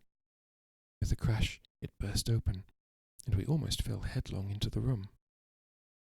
The professor did actually fall, and I saw across him as he gathered himself up from hands and knees. What I saw appalled me. I felt my hair rise like bristles on the back of my neck. My heart seemed to stand still. The moonlight was so bright that through the thick yellow blind the room was light enough to see. On the bed beside the window lay Jonathan Harker, his face flushed and breathing heavily as though in a stupor. Kneeling on the near edge of the bed, facing outwards, was the white-clad figure of his wife. Beside her side stood a tall, thin man clad in black. His face was turned from us, but the instant we saw, we all recognized the Count, in every way, even to the scar on his forehead. With his left hand he held both Mrs. Harker's hands, keeping them away with her arms at full tension. His right hand gripped her by the back of the neck, forcing her face down on his bosom. Her white nightdress was smeared with blood, and a thin stream trickled down the man's bare chest, which was shown by his torn open dress. The attitude of the two had a terrible resemblance to a child forcing a kitten's nose into a saucer of milk to compel it to drink. As we burst into the room, the Count turned his face. The hellish look that I had heard described seemed to leap into it. His eyes flamed red with devilish passion. The great nostrils of the white aquiline nose opened wide and quivered at the edge. The white, sharp teeth behind the full lips of the blood-dripping mouth clamped together like those of a wild beast. With a wrench, which threw his victim back upon the bed as though hurled from a height, he turned and sprang at us. But by this time the professor had gained his feet and was holding towards him the envelope which contained the sacred wafer. The Count suddenly stopped, just as poor Lucy had done outside the tomb, and cowered back. Further and further back he cowered, as we, lifting our crucifixes, advanced. The moonlight suddenly failed, as a great black cloud sailed across the sky. And when the gaslight sprang up under Quincy's mat, we saw nothing but a faint vapour. This, as we looked, trailed under the door, which with the recoil from its bursting open had swung back to its old position. Van Helsing, Art, and I moved forward to Mrs. Harker, who by this time had drawn her breath, and with it had given a scream so wild, so ear-piercing, so despairing that it seems to me now that it will ring in my ears to my dying day. For a few seconds she lay in her helpless attitude, disarray. Her face was ghastly, with a pallor which was accentuated by the blood which smeared her lips and cheeks and chin. From her throat trickled a thin stream of blood. Her eyes were mad with terror. Then she put before her face her poor crushed hands, which bore on their whiteness the red mark of the Count's terrible grip, and from behind them came a low, desolate wail which made the terrible scream seem only the quick expression of an endless grief. Van Helsing stepped forward and drew the coverlet gently over her body, whilst Art, after looking at her face for an instant despairingly, ran out of the room. Van Helsing whispered to me, "Jonathan is in a stupor such as we know the vampire can produce.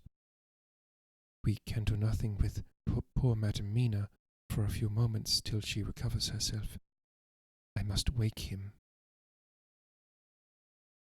He dipped the end of a towel in cold water, and with it began to flick him on the face, his wife all the while holding her face between her hands and sobbing in a way that was heartbreaking to hear.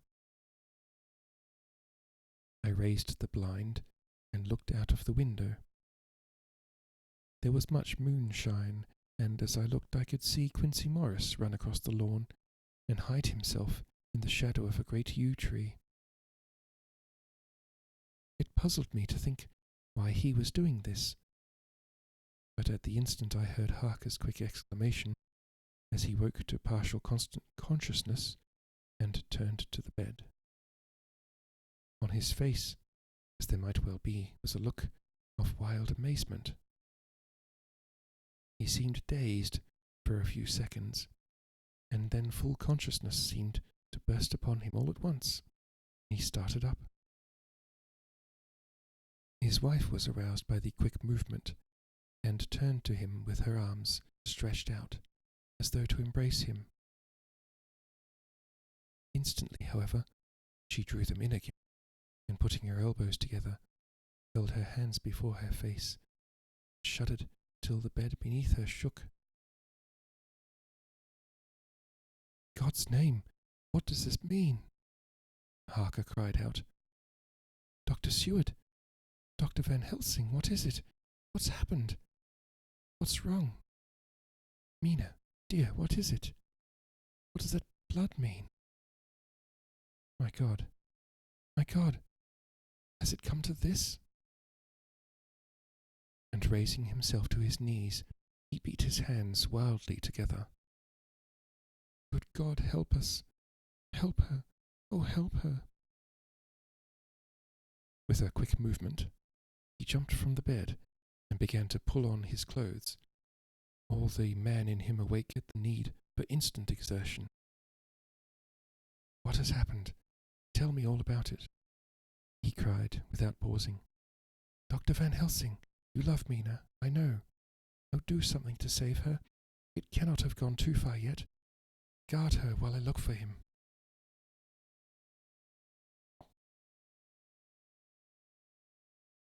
His wife, through her terror and horror and distress, saw some sure danger to him. Instantly forgetting her own grief, she seized hold of him and cried out, "No, no, Jonathan, you must not leave me. I have suffered enough tonight, God knows, without the dread of his harming you. You must stay with me. Stay with these friends who'll watch over you." Her expression became frantic as she spoke, and he yielding to her, she pulled him down, sitting on the bedside, and clung to him fiercely. Van Helsing and I tried to calm them both. The professor held up his golden crucifix and said with wonderful calmness, "Do not fear, my dear. We are here, and whilst this is close to you, no foul thing can approach. You are safe for tonight, and we must be calm and take counsel together." Oh, now they want to include her.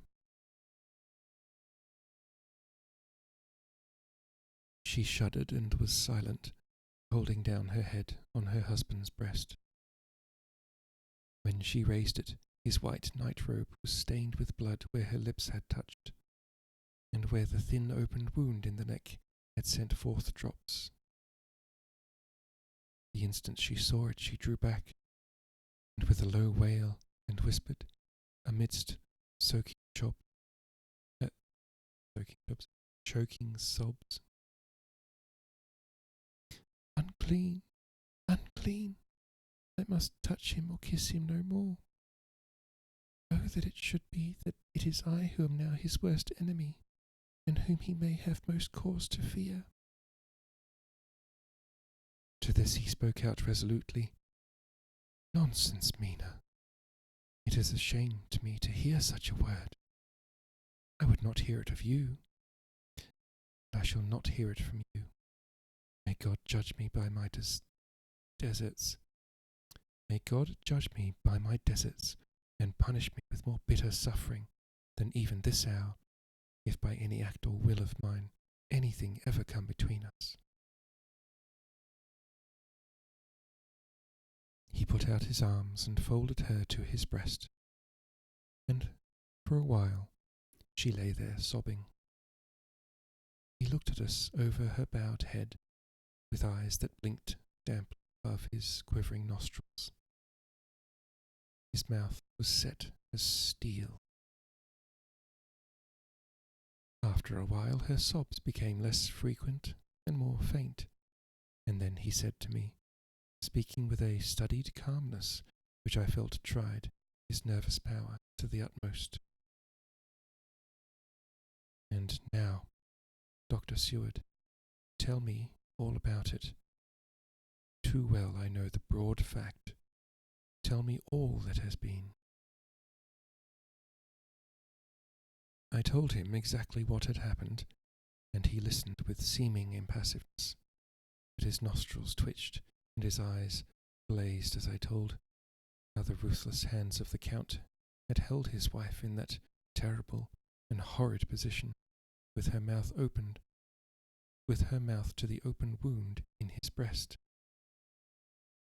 It interested me, even at that moment, to see that whilst the face of white, set passion worked convulsively over the bowed head, the hands tenderly and lovingly stroked the ruffled hair. Just as I had finished, Quincy and Godalming knocked at the door. They entered in obedience to our summons. Van Helsing looked at me questioningly. I understood him to mean if we were to take advantage of their coming, to divert, if possible, thoughts of the unhappy husband and wife from each other and from themselves. So on nodding acquiescence to him, he asked them what they had seen or done. To which Lord Godalming answered, "I could not see him anywhere in the passage or in any of our rooms. I looked in the study, but though he had been there, he had gone. He had, however—" He stopped suddenly, looking at the poor drooping figure on the bed. Van Helsing said gravely, "Go on, friend Arthur. We want here no more concealments. Our hope now is in knowing all. Tell freely." So Art went on. Had he been there? Oh, he had been there, and though it could only have been for a few seconds, he made rare hay of the place. All the manuscript had been burned, and the blue flames were flickering amongst the white ashes. The cylinders of your phonograph, too, were thrown on the fire. The wax had helped the flames. Here I interrupted. "Thank God there is another copy in the safe." His face lit for a moment, but fell again as he went on. "I ran downstairs then, but could see no sign of him. I looked into Renfield's room, but there was no trace except—" Again he paused. "Go on," said Harker hoarsely. So he bowed his head, and moistening his lips with his tongue added, "Except the poor fellow is dead." Mrs. Harker raised her head, looking from one to the other of us. She said solemnly, "God's will be done." I could not but feel that Art was keeping back something. But as I took it that it was with a purpose, I said nothing. Van Helsing turned to Morris and asked, "And you, friend Quincy, have you anything to tell?" "A little," he answered. "It may be much eventually, but at present I can't say. I thought it well to know, if possible, where the Count would go when he left the house. Didn't see him, but I saw a bat rise from Renfield's window and a flap westward. I expected to see him in some shape go back to the Carfax, but he evidently sought some other lair. He'll not be back tonight, for the sky's reddening in the east and dawn is close. We must work tomorrow." He said the latter words through his shut teeth.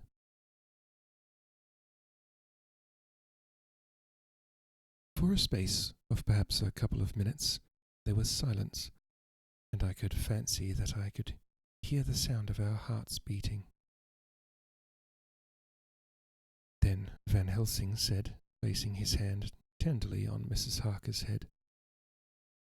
And now, Madam Mina, poor dear, dear Madam Mina, tell us exactly what happened. God knows that I do not want that you be pained, but it is need that we know all. For now more than ever has all work to be done quick and sharp, and in deadly earnest. The day is close to us that must end all, if it may be so, and now is the chance that we may live and learn. The poor dear lady shivered, and I could see the tension of her nerves as she clasped her husband closer to her, and bent her head lower and lower still on his breast. Then she raised her head proudly, held out one hand to Van Helsing, who took it in his, and after stooping and kissing it reverently, held it fast. The other hand was locked in that of her husband, who held his other arm thrown round her protectingly. After a pause in which she was evidently ordering her thoughts, she began. I took the sleeping draught which you had so kindly given me, but for a long time it did not act. I seemed to become more wakeful, and myriads of horrible fancies began to crowd in upon my mind, all of them connected with death and vampires, with blood and pain and trouble. Her husband involuntarily groaned as she turned to him and said lovingly, Do not fret, dear. You must be brave and strong. Help me through the horrible task. If you only knew what an effort it is to me to tell of this fearful thing at all, you would understand how much I need your help. Well, I saw I must try to help medicine to its work with my will, if it was to do me any good, so I resolutely set myself to sleep. Sure enough, sleep must soon have come to me, for I remembered no more. Jonathan, coming in, had not waked me, for he lay by my side when I next remember. There was in the room the same thin white mist that I had before noticed. But I forget now if you know of this. You'll find it in my diary, which I shall show you later. I felt the same vague terror which had come to me before, and the same sense of some presence. I turned to wake Jonathan, but found that he slept so soundly that it seemed as if it was he who had taken the sleeping draught and not I. I tried, but I could not wake him. This caused me a great fear, and I looked around, terrified. Then indeed my heart sank within me. Beside the bed, as if he had stepped out of the mist, or rather as if the mist had turned into his figure, for it had entirely disappeared, stood a tall, thin man, all in black. I knew him at once from the description of the others. The waxen face, the high aquiline nose on which the light fell in a thin white line, the parted red lips, with the sharp white teeth showing between, and the red eyes that I had seemed to see in the sunset on the windows of St. Mary's Church at Whitby. I knew too the red scar on his forehead where Jonathan had struck him. For an instant my heart stood still, and I would have screamed out, only that I was paralyzed. In the pause he spoke in a sort of keen, cutting whisper, pointing as he spoke to Jonathan.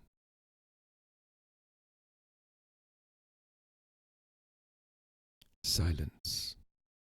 If you make a sound, I shall take him and dash his brains out before your very eye. I was appalled, and was too bewildered to do or say anything. With a mocking smile he placed one hand upon my shoulder holding me tight, bared my throat with the other, saying, as he did so, "First, a little refreshment to reward my exertions. You may as well be quiet. It is not the first time, or the second, that your veins have appeased my thirst." I was bewildered, and strangely enough, I did not want to hinder him. I suppose it is a part of the horrible curse that such is when his touch is on his victim. And oh my God, pity me.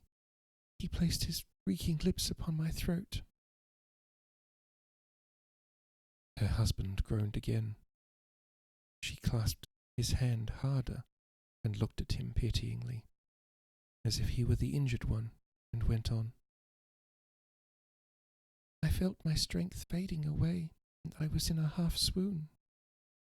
How long this horrible thing lasted, I know not, but it seemed that a long time must have passed before he took his foul, awful, sneering mouth away. I saw it drip with the fresh blood. The remembrance seemed for a while to overpower her, and she drooped and would have sunk down but for her husband's sustaining arm. With a great effort, she recovered herself and went on. Then he spoke to me mockingly. "And so you, like the others, would play your brains against mine. You would help these men to hunt me and frustrate me in my design. You now know, and they know, in part already, and will know in full before long, what it is to cross my path. They should have kept their energies for use closer to home. Whilst they played wits against me who commanded nations, and intrigued for them, and fought for them hundreds of years before they were born, I was countermining them. And you, their best beloved one, are now to me flesh of my flesh, blood of my blood, kin of my kin, my bountiful wine press for a while, and shall be later on my companion and helper. You shall be avenged in turn, for not one of them but shall minister to your needs. But as yet you are to be punished for what you have done. You have aided in thwarting me. Now you shall come to my call. When my brain says come to you, you shall cross land or sea to do my bidding. And to that end this.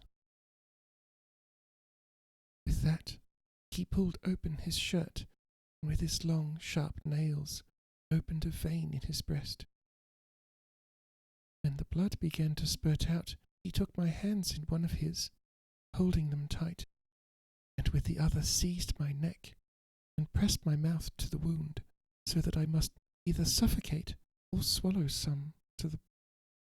Oh, my God, what have I done? What have I done to deserve such a fate? I have tried to walk in meekness and righteousness all my days. God pity me. Look down upon a poor soul in worse than mortal peril, and in mercy pity those to whom she is dear. Then she began to rub her lips as though to cleanse them from pollution.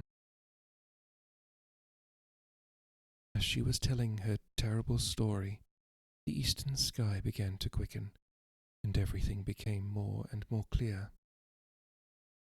Harker was still and quiet, but over his face, as the awful narrative went on, came a grey look, which deepened in the morning light, till when the first red streak of the coming dawn shot up, the flesh stood darkly out against the white air.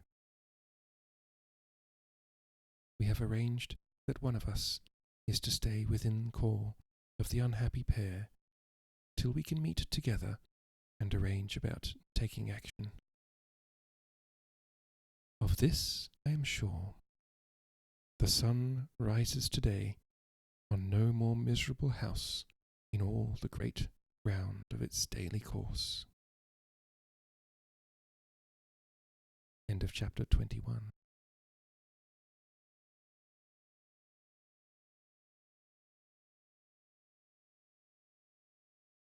Yay.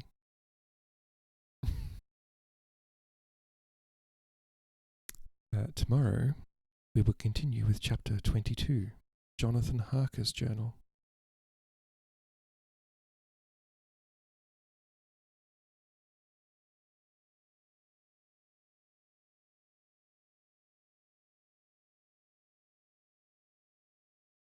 Oh, that was a good chapter. It was finally it came to a bit of a head there.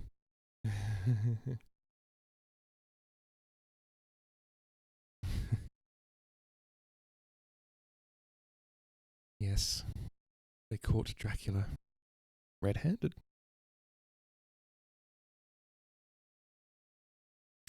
Poor Mina, she didn't deserve that. Oh, who are we going to raid? Are we going to raid Ari? Are we going to raid maybe Maria?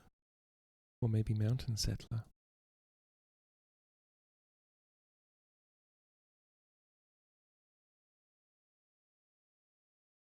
What's Lorne's lure?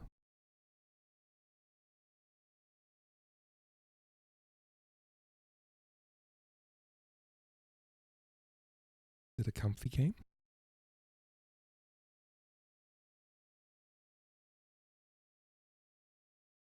I think we might raid Ari. She's playing a nice, gentle game. Tomorrow we will raid an ASMR streamer, but tonight we're going to raid Ari.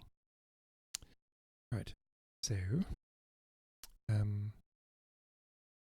thank you to Fascinating Fangirl earlier for the raid. Yay. Yeah. Here's the raid command. I'll quickly shout out my friend and fellow reader, Pixie. I've updated the shout out command. So let's view the shout out command, shall we? Glory to you and your house.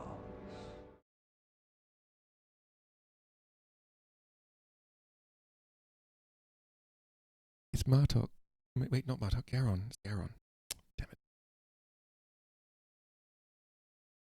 To go watch Deep Space Nine again.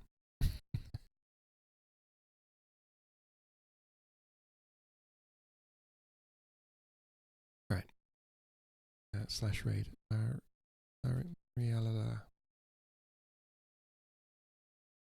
raid has been created. Thank you very much, friends. That was a very good stream. The story is great. Got rated by a very cool person, Fascinating Fangirl. Also check out Fascinating Fangirl. If you haven't, they rated us earlier. And yeah, Fangirl's got a very nice voice. And very nice stream present. Anyway, we go raid Ari. So I will see you tomorrow at this time. We start on the hunt for Dracula. So I will see you then. Bye everyone. Bye.